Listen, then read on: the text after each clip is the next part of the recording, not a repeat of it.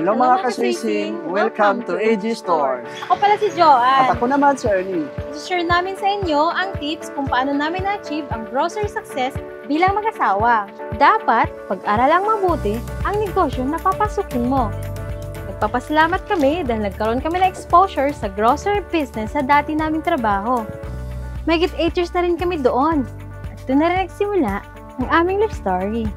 Dati akong cashier. Dati naman akong katiwala ng grocery.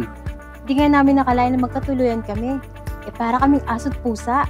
Laging nag-aaway. Tinatarayan kasi niya ako noon dahil baguhan pa ako. Kaya pala lagi niya akong inasar. May gusto na pala siya sa akin noon. Sweet at mahalaga talaga to si Ernie, kaya na-inlove na rin ako sa kanya. Matagal ko ng pangarap ang magkaroon ng sariling grocery. Kaya nung kinasal kami, nagbukas kami ng maliit na tindahan.